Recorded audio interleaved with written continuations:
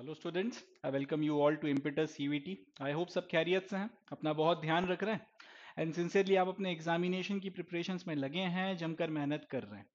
तो जैसा कि आप जानते हैं, पास्ट लेक्चर में हम लोग पढ़ रहे थे क्लास 12th हिस्ट्री की पहली किताब, उसका पहला chapter bricks beads and bones. And इसमें जो टॉपिक हमने पढ़कर खत्म किया है उसका नाम है ancient authority and palaces and Kings. इस टॉपिक में हम लोगों ने ये देखा था कि, या फिर इस तरह से बोल सकते हैं कि इस सवाल का जवाब तलाशने की कोशिश की थी कि हड़प्पा में कौन वो व्यक्ति था या कौन वो लोग थे या कौन सी वो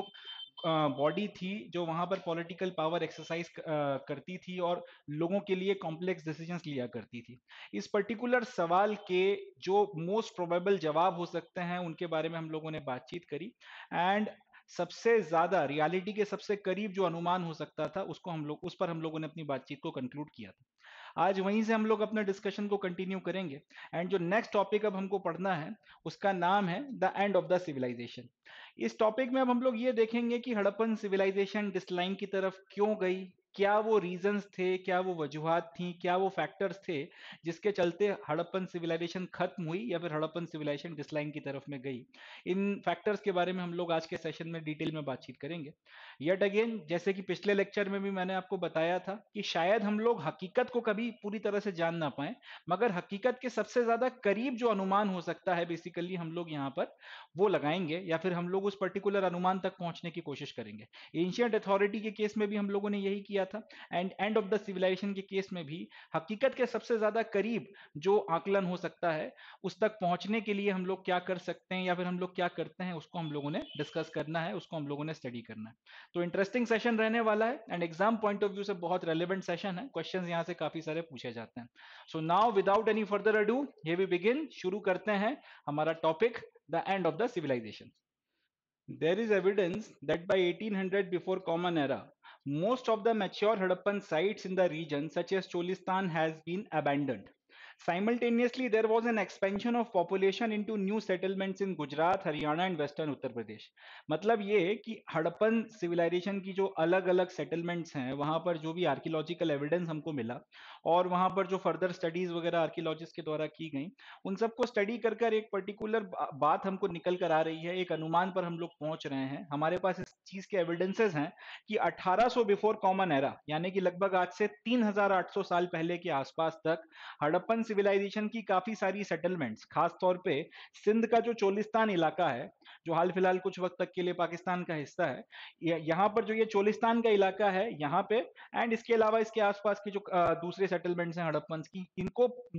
अबेंडन कर दिया गया था, लोग इनको छोड़कर जा चुके थे। इंपॉर्टेंट पॉइंट है, 1800 बिफोर कॉमन एरा यानी कि लगभग 3800 साल पहले हमको यह देखने को मिलता है कि most of the Harappan settlements, mature Harappan phase की जो साइट्स हैं, चोलिस्तान का जो इलाका है सिंध में, उसके वहां पे उसके आसपास के पोर्शन में और इसके अलावा भी कई जगहों पर हेयर एंड देयर आपको बड़े पैमाने पर यह देखने को मिलता है कि वो अपने रिहाइश के जितने भी सेटलमेंट्स थे उनको छोड़कर लोग यहां से जा चुके थे। इसी टाइम पीरियड में हमको यह भी देखने को मिलता है कि पॉपुलेशन जो थी उसका एक माइग्रेशन या फिर एक एक्सपेंशन नई सेटलमेंट्स में हो रहा था। गुजरात में नए सेटलमेंट्स के इलाके, या फिर हरियाणा हो गया या फिर वेस्टर्न उत्तर प्रदेश हो गया, यहां पर नई सेटलमेंट्स की तरफ में पॉपुलेशन आपको मूव करती हुई दिख रही है। तो दो घटनाएं हमको एक वक्त पे देखने को मिलती हैं। क्या?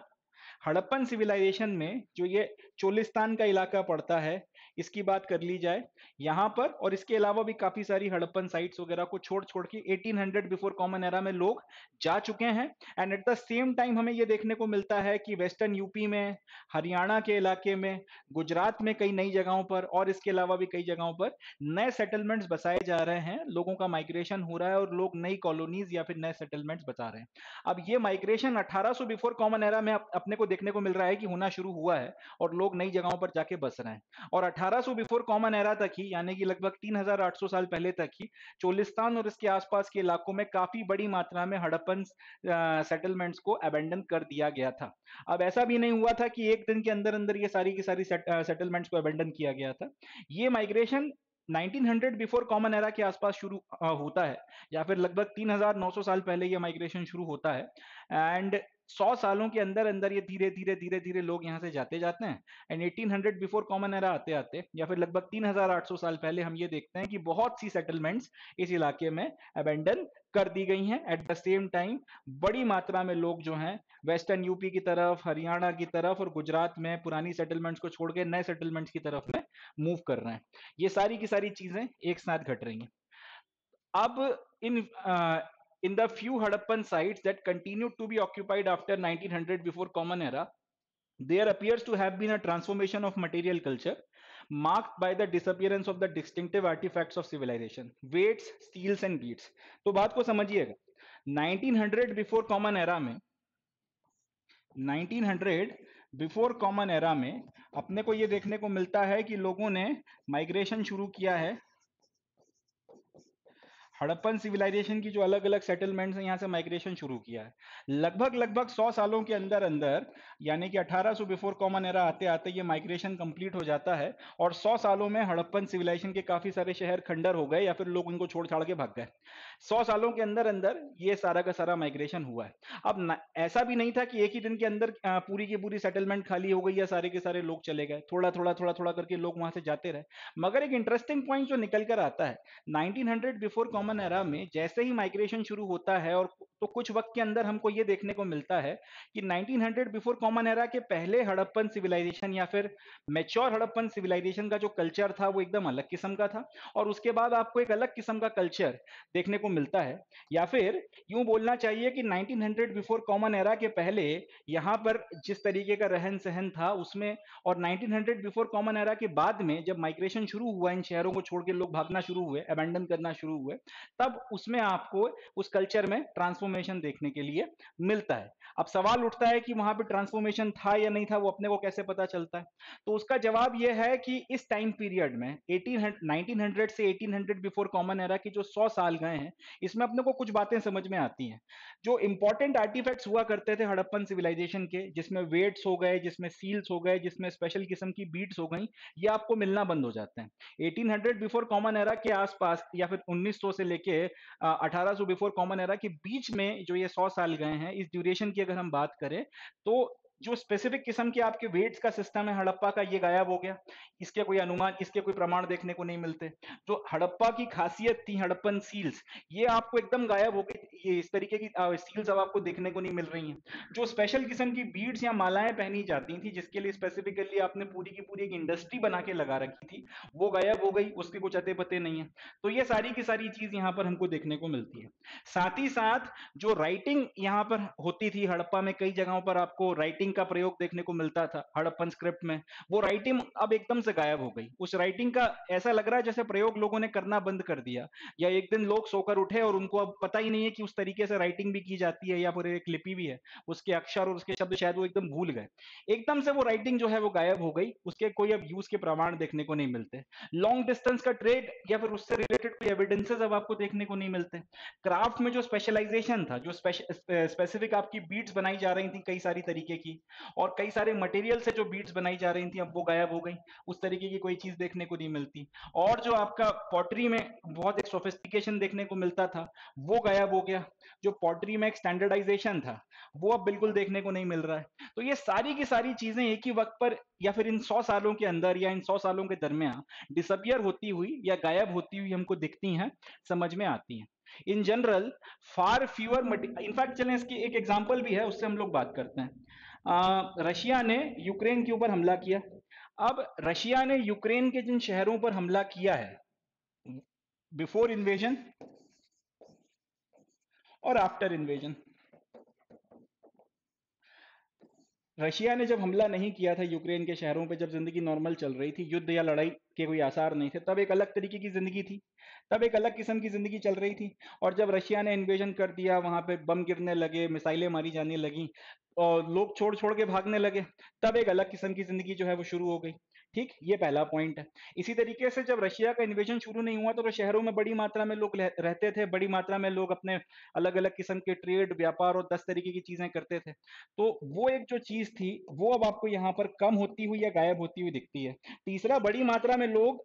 यूक्रेन के शहरों को छोड़ छोड़ के भागे हैं और ईस्ट वेस्टर्न यूरोप के दूसरे देशों में जाकर वो शरणार्थी बने हैं। तो यहाँ पर जितनी पॉपुलेशन पहले आपको देखने को मिल रही थी उतनी पॉपुलेशन भी अब आपको देखने को नहीं मिल रही। तो आज की 21वीं शताब्दी की भी अगर हम लोग बात करें, किसी शहर से अगर लोग माइग्रेट करना शुरू करते हैं तो उसके पहले, जब वो माइग्रेट नहीं कर रहे थे उसके पहले वो शहर का कैरेक्टर कुछ और होता है, और जब वो माइग्रेट कर जाते हैं, बड़ी मात्रा में लोग वहां से निकल जाते हैं, वो शहर की जो एक पूरा व्यवस्था या इकोनॉमी या फिर कल्चर में अगर एक डिफरेंस आपको देखने को मिलता है तो वो ट्रांसफॉर्मेशन पर समझ में आ जाता है। लगभग वही चीज यहाँ पर हो रही है कि 1800 से 1900 के बीच में, 1900 से 1800 के बीच में जैसे जैसे लोगों ने माइग्रेशन शुरू किया, वैसे वैसे आपको वहां पे specifically weight, steel, special bead, writing, long trade, distance, ये सारी की सारी चीजें एक के बाद एक गायब होती हुई समझ में आती हैं। ठीक है।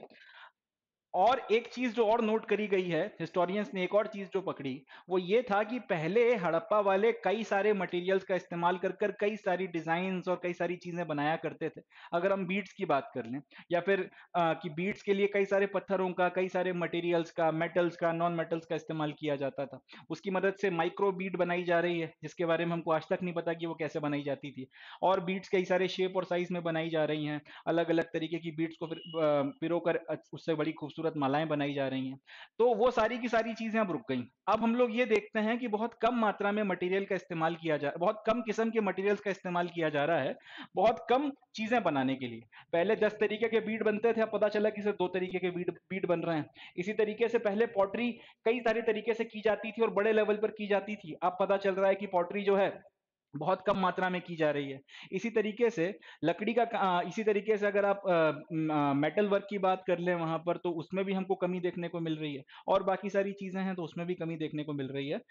साथ ही साथ यहाँ पर जो कंस्ट्रक्शन की एक्टिविटीज थी, जो यहाँ पे मकान बनाना या फिर बाकी सारी चीजें हो रही थी, हाउस कंस्ट्रक्शन अगर हम स्पेसिफिक बात कर लें, तो उसमें भी जो है डिटेरियोरेशन देखने को मिलता है। हड़प्पा वालों ने जब इन शहरों को या फिर अपने सेटलमेंट्स को अबेंडन करना शुरू किया, उसके पहले इनकी जो कंस्ट्रक्शन की कैपेबिलिटीज थी या कंस्ट्रक्शन की जो टेक्निक्स थी और जो मकान ये बनाया कर रहे थे वो एकदम अलग किस्म के थे। और जैसे ही यहाँ पे अबेंडनमेंट शुरू होता है, वैसे ही हमको ये देखने को मिलता है कि हड़प्पा के जो शहर हैं, या फिर हड़प्पा के शहरों में जो हाउसेस का कंस्ट्रक्शन अब हो रहा है, उनकी क्वालिटी बहुत ज्यादा खराब हो गई है। स्टैंडर्डाइज रेशो की ईटों का इस्तेमाल नहीं हो रहा, कच्ची पक्की कैसी भी ईटों का इस्तेमाल हो रहा है। एक सर्टेन किस्म का जो प्लान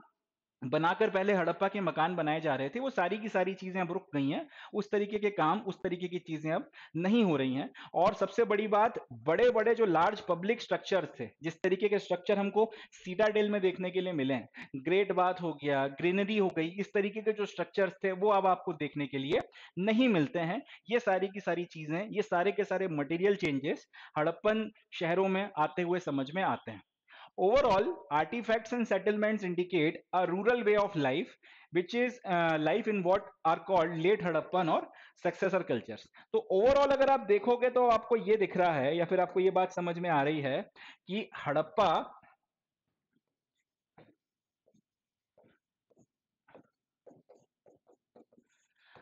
के जो शहर थे, हड़प्पन सिविलाइजेशन की जो अलग अलग शहर थे, अलग अलग सेटलमेंट्स थी, 1900 बिफोर कॉमन एरा के पहले जिस तरीके के हुआ करते थे, और 1800 बिफोर कॉमन एरा के बाद जिस तरीके के हैं, या फिर इस इन 100 सालों की भी अगर बातचीत कर ली जाए, इसमें एक ट्रांसफॉर्मेशन हमको देखने को मिलता है अर्बन लाइफ से रूरल लाइफ की तरफ। जैसे हम लोग जानते हैं कि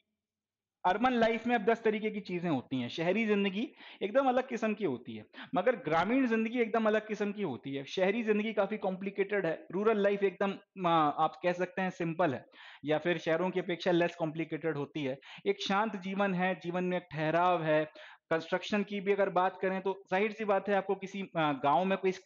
स्काई स्क्रैपर देखने के लिए नहीं मिलेगा, या फिर बहुत बड़ी बड़ी कह सकते हैं बहुत लग्जरी के आइटम्स जनरली गांव में आपको देखने को नहीं मिलेंगे। तो पॉइंट ये है, रूरल लाइफ अलग होती है, अर्बन लाइफ अलग होती है। हम लोग ये देख रहे हैं कि 1900 बिफोर कॉमन एरा के पहले हड़प्पन सिविलाइजेशन में जो जिंदगी है, वो एक अर्बन टाइप ऑफ लाइफस्टाइल की बात करती है। 1900 से 1800 के बीच में जब माइग्रेशन शुरू होता है तो हमको एक डेटेरियोरेशन देखने को मिलता है, और बेसिकली हम लोग ये पाते हैं हैं कि हम लोग अर्बन से रूरल लाइफ की तरफ में जा रहे हैं। ये जो शहर थे अब धीरे धीरे बर्बाद हो रहे हैं, डेट्रियोरेट हो रहे हैं। एंड साथ ही साथ हम लोग यहाँ पर ये पाते हैं कि ओवरऑल जो भी चीज या फिर जो भी आर्टिफैक्ट अब इस टाइम पीरियड के अपने को देखने को मिलते हैं, यहाँ पर जिस भी तरीके का कंस्ट्रक्शन किया जा रहा है और जिस भी तरीके के सेटलमेंट्स अब बचे हैं, जो भी थोड़े बहुत लोग अब यहाँ पर रह गए हैं रहने वाले, 1800 के बाद तो काफी सारे लोग एकदम ही छोड़ के चले गए, काफी सारे जो आपके सेटलमेंट्स थे वो एकदम ही वीरान हो गए। मगर 1900 से 1800 के बीच में भी जो लोग रह रहे हैं, उनकी जिंदगी अपने को ये दिखती है, उनके वे ऑफ लाइफ से समझ में आता है कि वो एक अर्बन से एक रूरल लाइफ की तरफ में जा रहे हैं, एक रूरल लाइफ की तरफ में उनका ट्रांसफॉर्मेशन हुआ है। और ये जो रूरल लाइफ की तरफ में वो गए हैं और यहां से फिर जो एक रहन सहन का कल्चर निकल कर आया है, उसी कल्चर को हम लोग कई बार लेट हड़प्पन कल्चर या फिर सक्सेसर हड़प्पन कल्चर भी बोल देते हैं। बात को समझिएगा क्या हो रहा है। 1900 के आसपास, 1900 के पहले, 1900 बिफोर कॉमन एरा के पहले या लगभग 3900 साल पहले हड़प्पा वालों की जिंदगी बहुत मस्त चल रही थी, अर्बन किस्म की एक लाइफ थी। 1900 से 1800 के बीच में ट्रांसफॉर्मेशन या माइग्रेशन शुरू होता है और 1800 के बाद में कई सारे पर्टिकुलर शहरों को टोटली अबैंडन कर दिया गया। तो 1900 से 1800 के बीच में अपने को यह देखने को मिलता है कि एक अर्बन वे ऑफ लाइफ था और उससे एक रूरल वे ऑफ लाइफ की तरफ में आप जा रहे हो। एक शहरी किस्म की जो लाइफस्टाइल थी उससे आप एक रूरल किस्म की लाइफस्टाइल की तरफ में जा रहे हो। इन 100 सालों के वक्त में भी जो लोग यहाँ पे रह रहे थे और जिस तरीके का कल्चर अब हमको यहाँ पे देखने को मिलता है, या इसके बाद भी काफी वक्त तक जो कल्चर हमको यहाँ देखने को मिलता है, अब उसको हम लोग मैच्योर हड़प्पन कल्चर नहीं कह सकते, क्योंकि वो उससे ऑल टुगेदर अलग है मैच्योर हड़प्पन कल्चर से। तो उसके लिए फिर जो नाम इस्तेमाल हुआ है इस रूरल लाइफस्टाइल के लिए, वो है लेट हड़प्पन कल्चर, या फिर उसको बोला जाता है सक्सेसर हड़प्पन कल्चर। ये बात अपने को ध्यान रखनी है। चले, अब सवाल उठता है कि अगर यहाँ पे एक रूरल लाइफस्टाइल डेवलप हो गई या फिर अबैंडनमेंट हो गया, लोग छोड़ के चले गए, आपका जो अर्बन लाइफस्टाइल था वो रूरल लाइफस्टाइल में कन्वर्ट हो गया और 10 तरीके की चीजें हो गई, तो क्वेश्चन ये उठेगा कि ये क्यों हो गया। 1900 के पहले या 1900 बिफोर कॉमन एरा के पहले ये देखने को मिलता है कि भाई एक मस्त जिंदगी चल रही है, एक औसम किस्म की लाइफ जो है आप जी रहे हो, किसी तरीके की कोई दिक्कत नहीं है, बढ़िया जिंदगी जो है कट रही है। एक रूरल किस्म की लाइफस्टाइल है जो उस वक्त और जितनी भी आपकी कंटेम्प्रेरी सिविलाइजेशंस थी उन सबसे मीलों आगे है। फिर एकदम से लोग क्यों छोड़ के चले गए, क्या वो रीजंस थे जिसके चलते ये ट्रांसफॉर्मेशन या फिर ये चेंजेस आए, क्या वो वजूहत रही जिसके चलते अर्बन से रूरल की तरफ में ये ट्रांसफॉर्मेशन हुआ है। तो उसके बारे में अब हम लोग बातचीत करते हैं, क्या वो कारण रहे होंगे, व्हाट वेर द रीजंस जिसके चलते ये सारे के सारे चेंजेस आए थे। अब थोड़ा सा उसको हम लोग पढ़ते हैं, देखते हैं सर। तो जब आर्कियोलॉजिस्ट के सामने ये सवाल आए, एविडेंस क्लियर हो गया कि भाई 1900 के पहले, 1900 बिफोर कॉमन एरा के पहले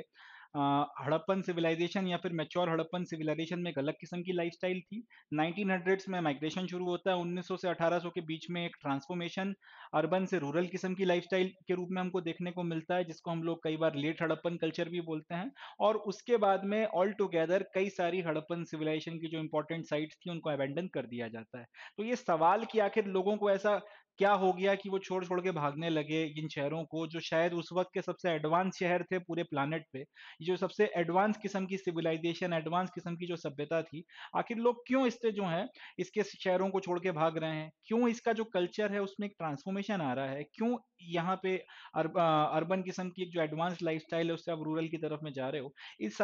इन सारी चीजों को लाने के पीछे क्या इंपॉर्टेंट फैक्टर्स हैं, जब इस पर्टिकुलर सवाल के जवाब तलाशना शुरू किए गए, तो फिर वही बात है, क्योंकि हम लोग इसका कोई एक सटीक जवाब नहीं दे सकते, हम लोग इसका कोई एक एग्जैक्ट आंसर नहीं दे सकते कि भैया इसका यही वजह है और इसी के चलते ये चीज हुई होगी। तो ऑब्वियस सी बात है, जब हमारे पास में एक सटीक जवाब नहीं है तो फिर हमको अनुमान लगाना पड़ेंगे। जो भी एविडेंसेस हमारे पास हैं उन एविडेंसेस की मदद से हमको फिर कुछ अनुमान लगाना पड़ेंगे, कुछ एक थ्योरीज या फिर कुछ एक एक्सप्लेनेशन आगे रखना पड़ेगा कि ये वजूहत रही होंगी, ये कारण रहे होंगे जिसके चलते ये ट्रांसफॉर्मेशन हुआ, लोग इसके चलते छोड़कर गए। तो कई सारे ट्रांसफॉर्मेशन या कई सारे एक्सप्लेनेशन जो है, कई सारे जो एक्सप्लेनेशन हैं इस ट्रांसफॉर्मेशन के, उनको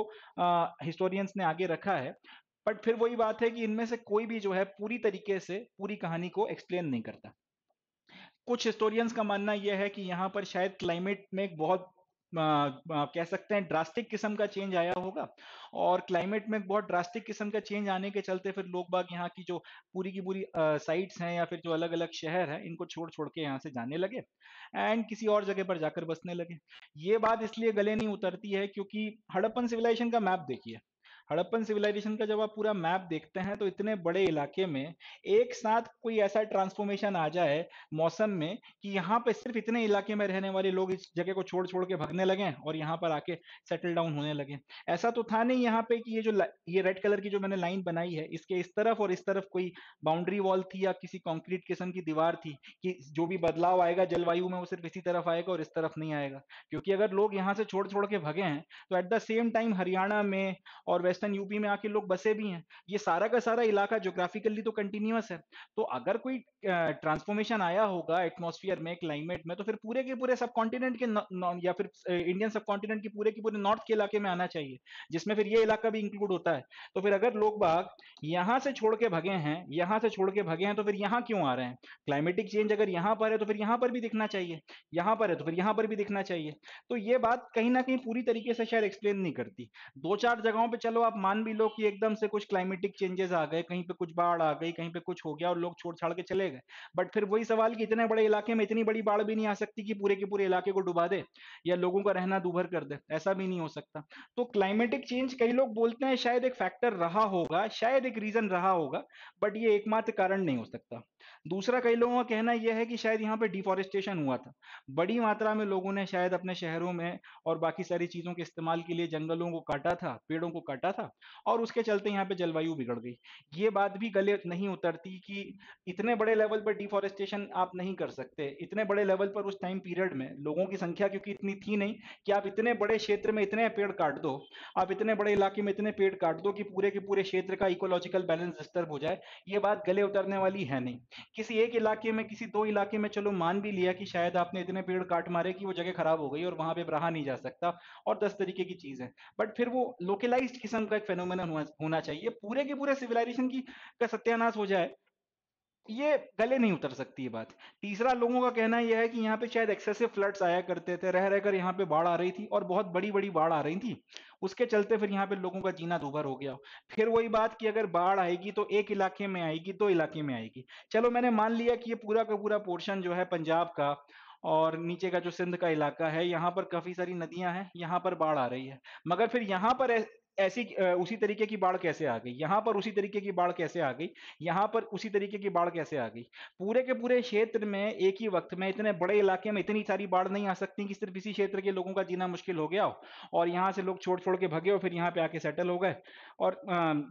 और जिंदगी जो है बढ़िया फिर चलने लगी। ऐसा नहीं हो सकता। पूरे के पूरे इलाके में इतनी बाढ़ भी नहीं आ सकती कि कि पूरी की पूरी सिविलाइजेशन को अपरूट कर दे। दूसरा ये कि शायद नदियां जो हैं वो यहाँ पे शायद भूकंप वगैरह आए होंगे जिसके चलते नदियों ने अपने रास्ते बदल लिए, या फिर नदियां जो हैं वो सूख गईं। फिर वही बात कि इतने बड़े लेवल पर भूकंप कितने भी आ जाएं, नदियां आखिर अपना कितना रास्ता बदलेंगी? इस इलाके में कोई एक नदी तो बहती नहीं है। पूरा पंजाब की 5 नदियां हो गई, इंदस रिवर पूरा एक हो गया और इसका पूरा एक रिवर सिस्टम हो गया, छोटी बड़ी पता नहीं कितनी नदियां हैं। ऐसे कैसे भूकंप आ गए थे कि और ऐसी कैसी नदियां सूख गई थी और ऐसे कैसे नदियों ने अपने रास्ते बदल दिए थे कि पूरे के पूरा पूरा का पूरा इलाका, पूरा का पूरा इतना बड़ा सब कॉन्टिनेंट का पोर्शन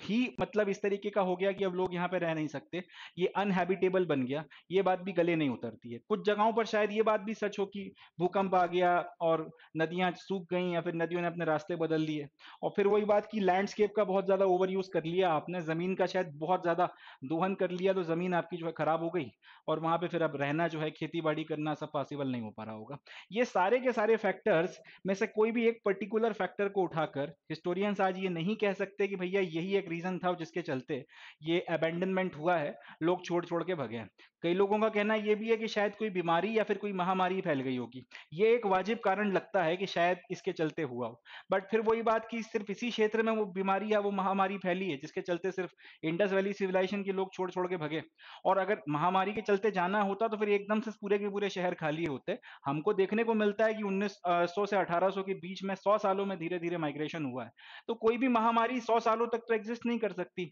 या तो एक कुल मिलाकर पॉइंट यह है जो मैं बताना चाह रहा हूं कि इनमें से कोई भी एक फैक्टर, कोई भी एक पर्टिकुलर रीजन आप पिन पॉइंट करके नहीं कह सकते कि यही कारण रहा होगा और इस पर्टिकुलर कारण के चलते पूरा का पूरा हड़प्पन सिविलाइजेशन खत्म हो गया। हो सकता है इनमें से कोई एक पर्टिकुलर फैक्टर किसी एक जगह पर लागू रहा हो सकता है कोई एक पर्टिकुलर फैक्टर दूसरी जगह पर लागू रहा हो, कोई एक फैक्टर तीसरी जगह पर लागू रहा हो। बट फिर वही बात आती है, ये इनमें से कोई भी एक फैक्टर या ये सारे के सारे फैक्टर मिलकर भी पूरी की पूरी सिविलाइजेशन का कोलैप्स जो है वो समझा नहीं सकते। Some of these causes may hold for certain settlements, but they do not explain the collapse of the entire civilization. वही बात जो मैं कह रहा हूं कि इनमें से कोई एक फैक्टर पकड़ के आप शायद कोई एक जगह की बात कर लो, दो फैक्टर पकड़ के दो जगह की बात कर लो, सारे फैक्टर पकड़ के आप जो है पूरे के पूरे सिविलाइजेशन के लिए एक्सप्लेन करने की कोशिश करो, बट ये गले उतरने वाली बात नहीं है। इनमें से कोई भी फैक्टर सेटिस्फैक्टरीली पूरी की पूरी सिविलाइजेशन कैसे खत्म हो गई, पूरी की पूरी सिविलाइजेशन कैसे कोलैप्स हो गई, उस बात को सटीक तौर पर एक्सप्लेन नहीं करती है। और आज की तारीख में सच बोला जाए तो इंडस वैली सिविलाइजेशन में ये सारे के सारे चेंजेस क्यों आए, कैसे आए, इसको लेकर शायद हमारे पास में कोई इस तरह से कह सकते हैं कि कोई एक प्रमाण नहीं है कि हाँ, ये एक अकाट्य किस्म का प्रमाण नहीं है जिसके बेसिस पे हम लोग कह सकें कि भाई ये रीजन रहा होगा जिसके चलते ये चीज हुई है। एक और इम्पॉर्टेंट फैक्टर जो हिस्टोरियंस का मानना है कि कंट्रीब्यूट किया होगा हड़प्पन सिविलाइजेशन के डिक्लाइन की तरफ में, वो ये है कि यहाँ पर जो भी स्ट्रॉन्ग यूनिफाइंग फोर्स था, या फिर जो भी आपकी हड़प्पन स्टेट थी, जो हड़प्पन अथॉरिटी थी, जो कॉम्प्लेक्स डिसीजंस ले रहे थे, पूरी की पूरी सोसाइटी को चला रहे थे, शायद वो डिसीजन लेने वाली अथॉरिटी, वो हड़प्पन स्टेट, वो जो भी रहे हों यहाँ पे रूल करने वाले रूलर्स या ग्रुप ऑफ रूलर जो भी रहे हों, शायद वो चीज खत्म हो गई। और एक बार जब उनका कंट्रोल खत्म हुआ तो उसके बाद में फिर कॉम्प्लेक्स डिसीजन मेकिंग बंद हो गई, जिसके मन में जो आ रहा है फिर उसने वो करना शुरू कर दिया। और शायद सिविलाइजेशन के बड़े बड़े सेंटर्स में अराजकता फैल गई, लॉलेसनेस फैल गई, और अपनी जान बचाने के लिए, अपना माल बचाने के लिए लोग बाग फिर छोड़ छोड़ के चले गए। ये हकीकत के शायद ज्यादा करीब है। और साथ ही साथ फिर दूसरे जो जो आपके जो फैक्टर्स हमने इसके पहले भी पढ़े हैं, शायद इसमें से भी कुछ चीजें रही हों, मगर हिस्टोरियंस का मानना यह है कि मोस्ट प्रोबेबली यही हुआ होगा कि बाकी सारी कोई चीज हुई हो या ना हुई हो, दैट्स अ डिफरेंट थिंग, मगर वो जो एक स्ट्रॉन्ग यूनिफाइंग फोर्स था जिसके चलते हड़प्पन सिविलाइजेशन में एक यूनिफॉर्मिटी देखने को मिलती थी, जो ये भी डिसाइड करता था कि ईंटें आपकी किस प्रपोर्शन में बनेंगी, जो ये भी डिसाइड करता था कि आप सील किस तरह से बनाओगे, जो ये भी डिसाइड करता था कि आपका ट्रेड किसके साथ होगा, कैसे होगा, किस तरह से होगा, जो ये भी डिसाइड करता था कि ट्रेड के लिए इस्तेमाल किए जाने वाले वेट्स को कैसे बनाया जाएगा, किस प्रपोर्शन में बनाया जाएगा, जो आपका रहन सहन, आपकी लाइफस्टाइल और सारी चीजें शायद डिसाइड करता था, वो स्ट्रॉन्ग यूनिफाइंग एलिमेंट जो आपका राजा हो या फिर आपकी गवर्निंग काउंसिल हो, कोई भी आपका पॉलिटिकल सिस्टम रहा हो, वो सिस्टम जो है वो खत्म हो गया, हड़प्पन स्टेट खत्म हो गया, जो पूरे हड़प्पन शासन को चलाने वाली राज व्यवस्था रही होगी वो समाप्त हो गई। और जैसे ही वो समाप्त हुआ तो उसके बाद में फिर 100 सालों के अंदर अंदर ये पूरा का पूरा स्टेट कोलैप्स कर गया। ये काफी हद तक प्रोबेबल एक रीजन रहा होगा। और साथ में ये जो लोकलाइज फैक्टर जो इसके पहले हमने देखे, शायद वो एक फैक्टर रहे हों जिसके चलते ये पूरा का पूरा सिविलाइजेशन कोलैप्स हो गया। और ये पॉइंट कि हड़प्पन स्टेट खत्म हो गया होगा, फिर लॉलेसनेस आ गई और 100 साल के अंदर अंदर लोग छोड़ छोड़ के चले गए, इसलिए भी ज्यादा आपको वैलिड लगता है, क्योंकि एकदम से आपको सील्स जो हैं वो डिसअपियर होती हुई दिखती हैं। यानी कि जो भी व्यक्ति डिसाइड करता होगा या फिर जिसने भी ये रूल बना के रखा होगा और जो इसको इंप्लीमेंट करवाता होगा कि इसी तरीके की सील्स बनाई गई होंगी, वो अथॉरिटी, वो संस्था, वो पावर, वो पॉलिटिकल फोर्स खत्म हो गया और आपके ऊपर से वो बंदिश खत्म हो गई कि आपने इसी तरीके की सील्स बनानी है। तो एकदम से आपको देखने को मिलता है कि सील अब देखने को नहीं मिल रही, हड़प्पा की स्क्रिप्ट एकदम से गायब हो गई, अब इस स्क्रिप्ट को लिखने वाला कोई बचा ही नहीं है। इसी तरीके से जो डिस्टिंक्टिव किस्म की बीट्स बनाई जा रही थी वो एकदम से समाप्त हो जाती हैं, उसमें वो जो एक कलात्मक सोफिस्टिकेशन था, एक जो वेरिएशन था, अलग अलग शेप, साइज और मटेरियल का इस्तेमाल था, वो एकदम से गायब होता है और बहुत सिंपल किस्म के मटेरियल से बनाई गई डिजाइन्स हमको यहाँ पे देखने को मिलती हैं। इसके बाद में पॉटरी जो है उसमें एक सोफिस्टिकेशन जो था वो खत्म होता हुआ दिखता है। एंड लास्टली जो स्टैंडर्डाइज्ड वेट्स का सिस्टम था उसकी जगह पर अब अलग अलग जगहों पर लोकल वेट्स का इस्तेमाल होते हुए हमको समझ में आता है कि भाई मोहनजोदाड़ो में एक तरीके का वेट सिस्टम लागू हो गया, हड़प्पा में एक तरीके का हो गया, राखीगढ़ी में एक तरीके का वेट हो गया, कालीबंगन में एक अलग तरीके से वेट किया जा रहा है, so on and so fourth. And साथ ही साथ धीरे धीरे लोग जो है फिर इन शहरों से जाते चले गए और इनको धीरे धीरे अबैंडन करते चले गए और वक्त के साथ में पूरा का पूरा सिविलाइजेशन 100 साल के अंदर अंदर जो है लगभग लगभग कोलैप्स कर गया और एक अर्बन किस्म का जो लाइफस्टाइल जो था उससे आप रूरल किस्म के लाइफस्टाइल या फिर यूं बोलूं कि मैच्योर हड़प्पन फेज से लेट हड़प्पन फेज की तरफ में आप अपना यहाँ पे जो ट्रांसफॉर्मेशन है वो हमको देखने के लिए मिलता है। जो भी कारण रहे हों मगर अल्टीमेटली होता यह है कि भारत की, ना सिर्फ भारत की, शायद उस वक्त की दुनिया की सबसे एडवांस सिविलाइजेशन समाप्त होती है। उस वक्त के शायद जो सबसे एडवांस किस्म के शहर थे, जो उस वक्त की मेगा सिटीज, मेट्रो सिटीज या महानगर हुआ करते थे, वो समाप्त होते हैं। एंड भारत के इतिहास का शायद एक स्वर्णिम चैप्टर जिसके बारे में बहुत ज्यादा हमको नॉलेज नहीं है वो समाप्त होता है, या फिर वो अंत की तरफ में आता है, वो खत्म होता है। अब यहाँ पर जब एक बार आपके शहर समाप्त हुए और फिर से लोग ग्रामीण जीवन की तरफ में लौट गए, फिर हम ये देखते हैं कि भारतीय उपमहाद्वीप में, इंडियन सब कॉन्टिनेंट में लगभग 1000 साल तक,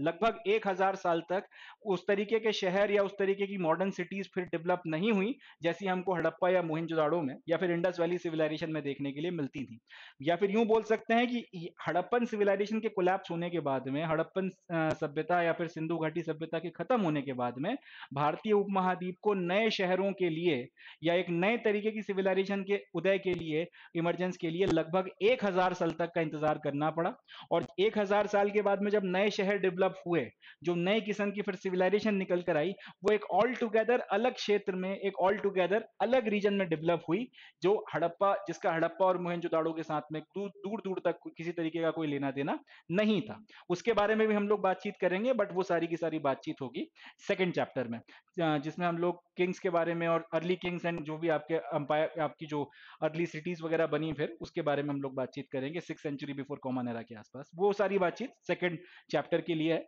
बट अपने को याद रखना है, हड़प्पन सिविलाइजेशन के खत्म होने के बाद भारतीय उपमहाद्वीप में लगभग लगभग 1000 साल तक कोई नए शहर नहीं डेवलप हुए, अर्बन लाइफस्टाइल या urban way of life develop नहीं हुई। चलें आगे बढ़ते हैं।